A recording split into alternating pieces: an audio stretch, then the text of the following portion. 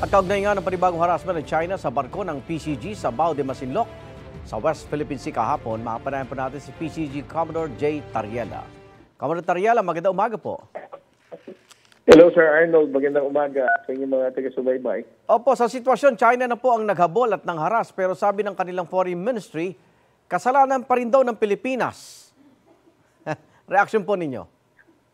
Alam mo Sir Arnold, hindi ko alam kung ano ang basihan ng Chinese Foreign Ministry at ng Chinese Coast Guard spokesperson dahil nagbigay din sila ng statement na tayo daw ang nanggugulo, no? And they're even claiming to have indisputable sovereignty over these waters.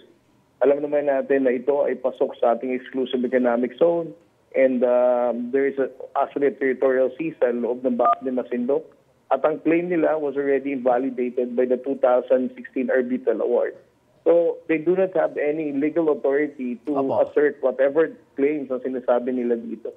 What is clear here, ang mga ganitong dangerous maneuver, reckless na blocking ng PLA Navy at ng Chinese Coast Guard will really lead to incidents kapag ganito ang ginagawa nila sa karagatan.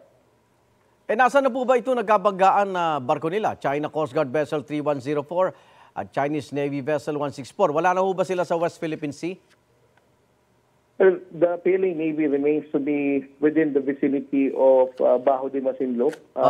Etong China Coast Guard na nabangga, yung 3106, hindi na namin siya ma-monitor ngayon kung nasa na.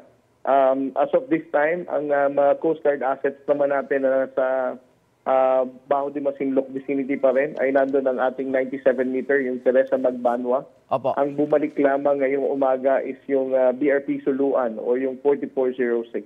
Opo. Pero nag-extend naman tayo ng tulong sa kanila, di ba?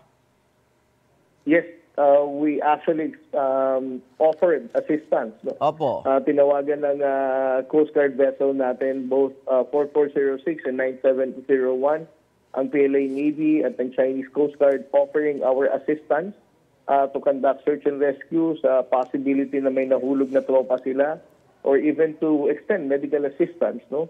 But they never responded sa offer natin. Opo. Anong reaksyon at nakitaan na rin po doon sa lugar mga barkong pandigma na po nila? Hindi na Coast Guard, hindi na Navy. Well, I cannot really speak for the objective of the People's Republic of China, no? Why they are escalating such deployment, considering the fact na mga sasakyang pandigma na ang ipinanghahawas nila sa Philippine Coast Guard. But our position remains to be the same. Nagsalita na rin naman si Pangulong Bongbong Marcos. Ang Coast Guard vessels will still assert our rights in the West Philippine Sea. At patuloy pa rin nating pangangalagaan ang karapatan ng ordinaryong mangingisdang Pilipino. Opo. Sa obserbasyon niyo ba, mas lumala pa yung kanilang pagbabantay dyan? Kasi kanina nakita natin, pati aircraft ho ng BIFAR, sinusundan na rin ng chopper ng China. Well, kung makita mo naman Sir Arnold, no?